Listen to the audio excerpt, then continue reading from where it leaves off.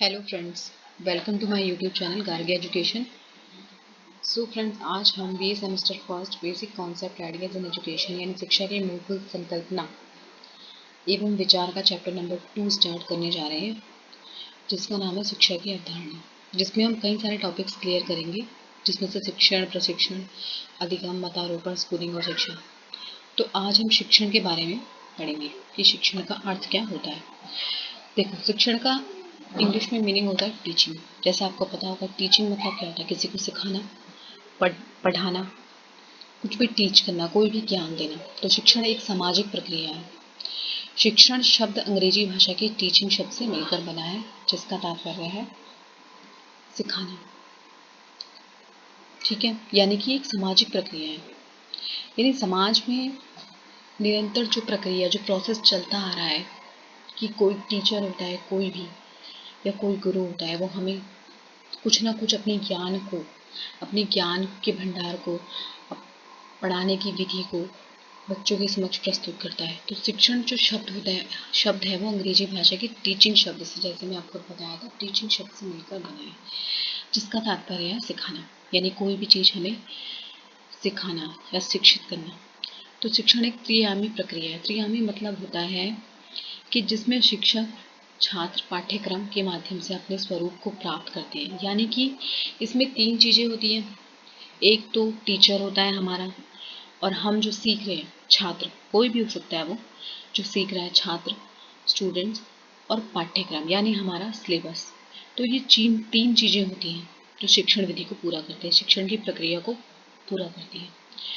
अर्थात किसी विषय वस्तु के माध्यम बनाकर शिक्षक एवं शिक्षार्थी के बीच विचारों के आदान प्रदान या परस्पर अंतःक्रिया को ही हम शिक्षण कहते हैं। यानी कि विषय वस्तु को माध्यम बनाकर मतलब, यानी कोई विषय वस्तु, यानी कोई ना कोई विषय वस्तु अवश्य होती है। यानी कोई भी टॉपिक, अगर हमें विज्ञान का टीचर या साइंस का टीचर हमें कुछ पढ़ाता है, तो वो सिलेबस लेता है, वो कोई भी एक टॉपिक लेता है। ये नहीं है कि वो आपको सीधा पढ़कर आपको उसका मीनिंग समझाता है, वो अपने विचार भी आपके सामने रखता है कि उसके इस विषय को लेकर या इस टॉपिक को लेकर अपने क्या विचार है, और आपके विचारों को भी पूछता है कि आप क्या सोचते हैं इसके बारे में। तो शिक्षक और शिक्षार्थी दोनों के बीच विचारों के आदान प्रदान या परस्पर अंतःक्रिया प्रक्रिया को ही हम शिक्षण कहते हैं। ठीक है, तो फ्रेंड्स, इतना आपको समझ आ गया कि शिक्षण क्या कहता है, टीचिंग।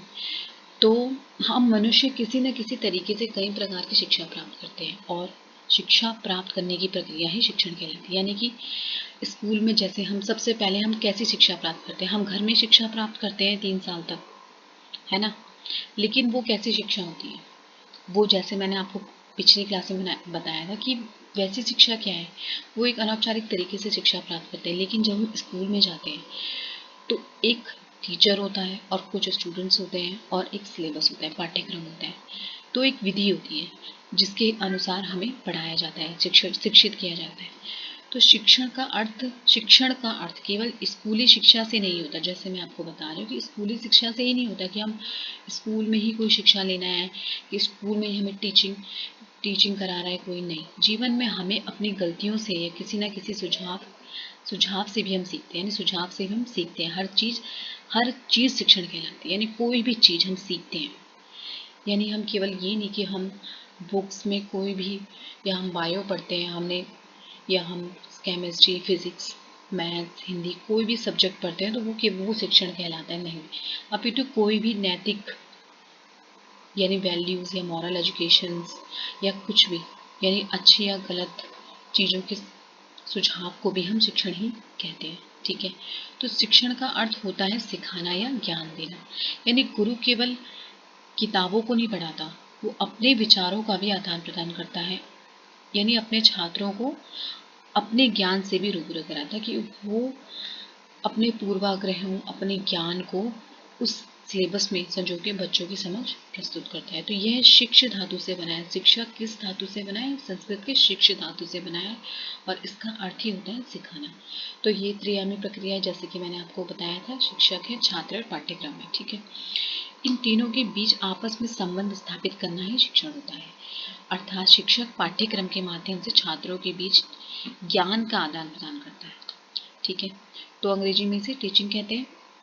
ठीक है, तो शिक्षण का संकुचित अर्थ, इसका संबंध स्कूली शिक्षा से है। देखिए फ्रेंड्स, मैंने आपको पहले भी बताया था कि संकुचित और व्यापक क्या होता है। तो संकुचित मतलब छोटे पैमाने पे, यानी छोटे पैमाने पे शिक्षण मतलब होता है स्कूली शिक्षा या विद्यालयों या हम कॉलेजेस में पढ़ते हैं, यूनिवर्सिटीज़ में पढ़ते हैं, तो ये सारे संकुचित है, जहाँ पे एक अध्यापक होता है, छात्र होते हैं और एक सिलेबस होता है, पाठ्यक्रम निर्धारित होता है हमारा। वो नियम विधियों से हमें उस पाठ्यक्रम को पूरा करते हैं और फिर हम उसको पढ़ते हैं। तो निश्चित स्थान पर बिठाकर, यानी उसका एक निश्चित स्थान होता है, यानी एक वेन्यू होता है कि हमें स्कूल जाना है, हमें महाविद्यालय में जाना है, हमें यूनिवर्सिटीज़ में जाना है और शिक्षा ग्रहण करनी है। तो एक निश्चित स्थान होता है, समय भी होता है, तो उसे पाठ्यक्रम के अनुसार शिक्षा देता है। तो एक पाठ्यक्रम जो सिलेबस हमारा निर्धारित होता है, जैसे हम अभी पढ़ रहे हैं, बीए का सिलेबस हमारा निर्धारित है, तो उसी के अनुसार, वही मैं आपको बोल रही हूँ कि पाठ्यक्रम के अनुसार शिक्षा देता है और परामर्श देता है। ठीक है, तो वही शिक्षण का व्यापक अर्थ समझे तो उस अर्थ होगा कि व्यक्ति औपचारिक अनौपचारिक ढंग से जीवन भर कुछ ना कुछ सीखता है ना। यानी हम कुछ ना कुछ सीखते रहते हैं अपने निजी जीवन में, व्यक्तिगत जीवन में, या हम प्रतिदिन प्रतिदिन कुछ ना कुछ हम सीखते रहते हैं। हम अपने बड़ों से, अपने छोटों से, या हम समाज से, और समाज में अनगिनत जो घटनाएं घटती हैं उससे भी हम कुछ ना कुछ सीख लेते रहते हैं। तो वो भी एक शिक्षण का ही अंग है। ये नहीं कि वो शिक्षण नहीं है, सिर्फ स्कूल पढ़ना या हमें टीचर पढ़ा रहा है तो वो एक सिखाना होता है, नहीं। अपितु प्रत्येक चीज़ें जो हम सीखते हैं जीवन भर, अपने मतलब जीवन से मरण तक, यानी जीवन से मृत्यु तक हम कुछ ना कुछ सीखते रहते हैं, तो वो भी एक शिक्षण ही होता है। आधुनिक शिक्षा प्रणाली में बाल केंद्रित शिक्षण दिया जाता है, क्योंकि वर्तमान में छात्रों को शिक्षा उनकी रुचि के आधार पर दिया जाता है। अब देखो, वर्तमान में किस प्रकार से शिक्षा दी जा रही है, यानी टीचर कैसे देता है हमें, एक सिलेबस होता है, तो उसके आधार पर हमें शिक्षित किया जाता है। ठीक है, इतना समझ आ गया। अब शिक्षण का अर्थ क्या होता है, तो सामान्य अर्थ में शिक्षण शब्द का जो अर्थ है वो सिखाना है। देखिए, अब ये मेन है कि आपको बस ये याद रखना है कि शिक्षण का अर्थ ही, टीचिंग का अर्थ होता है सीखना और बस सिखाना। यानी टीचर हमें कोई ना कोई अपने ज्ञान जो उन्होंने सीखा हुआ है और पाठ्यक्रम को, दोनों को मिला के हमें ज्ञान देते हैं, सिखाते हैं। तो शिक्षण शिक्षक के द्वारा संपादित की जाने वाली क्रिया है, यानी उसका मोड क्या है, टीचर है जो आगे से हमें सिलेबस पढ़ाता है और हम सीखते हैं। तो अध्यापक अपने छात्रों को कुछ ना कुछ भी सिखाना चाहता है, कुछ भी सिखाना चाहता है, पढ़ाना चाहता है, उसके लिए किस क्रिया को अपनाता है, मतलब उसका, देखो प्रत्येक टीचर का अपने एक विधि होती है अपने पढ़ाने की। हर अध्यापक जो होता है, टीचर होता है, वो एक ही विधि से नहीं पढ़ाता, सबका अपना पढ़ाने का ढंग होता है। मैथ्स के टीचर अलग तरीके से पढ़ाते हैं, क्योंकि सब्जेक्ट्स अलग अलग होते हैं। और वैसे ही जैसे आप देखेंगे कि हिंदी का टीचर अलग तरीके से पढ़ाता है, कोई लिखकर ज़्यादा अच्छी तरीके से पढ़ाता है, कोई केवल बच्चों को ओरली समझाता है। तो सबका अपना अपना एक तरीका होता है और किस तरीके से वो शिक्षित करता है बच्चों को। तो ये है उन्हें आपस में जोड़ने एक उद्देश्य प्राप्त करके, यानी कि वे अपने अध्यापकों को किस प्रकार से जोड़े रखता है, किस प्रकार से समझाता है। शिक्षा का स्वरूप इस बात पर बहुत निर्भर करता है कि सिखाई जाने वाली वस्तु का स्वरूप क्या है, यानी कि वो हमें सिखा क्या रहा है। ठीक है, क्योंकि शिक्षा का स्वरूप तो बहुत डिपेंड करता है हमें कि वो हमें सिखा क्या रहा है, उसका क्या पाठ्यक्रम है।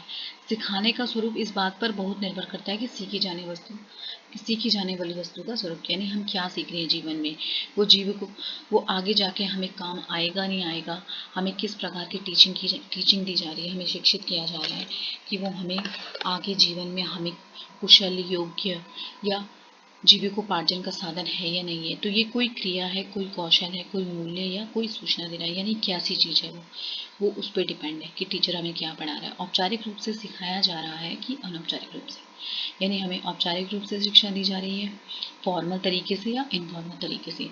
तो ये शिक्षण का अर्थ है।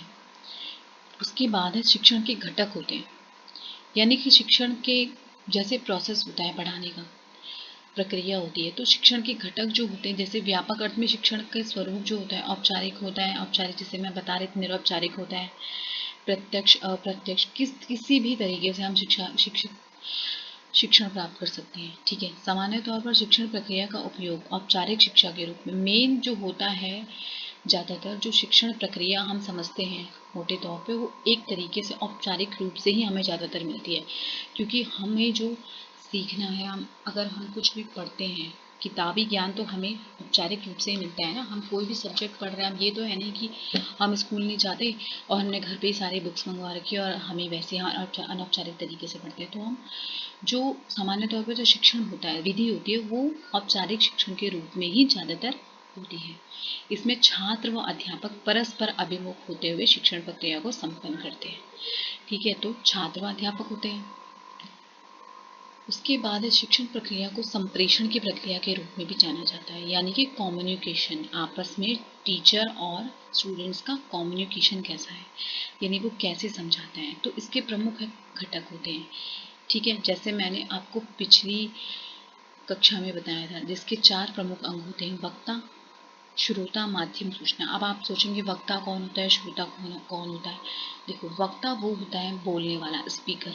अब वक्ता केवल ये नहीं है, अगर हम इसको व्यापक रूप से देखें शिक्षण की विधि को, तो वक्ता केवल ये नहीं होता कि टीचर होता है। वक्ता वही होता है जो हमें कुछ सिखा रहा है, यानी हमें शिक्षण दे रहा है, हमें शिक्षित कर रहा है। ठीक है, हमारे टीचर या हमारा कोई भी गुरु या कोई भी हमारा ट्यूटर है या कोई भी हमारे गुरुजन या हमारे बड़े। और श्रोता कौन है? हम सीखने वाले, सुनने वाले, है ना।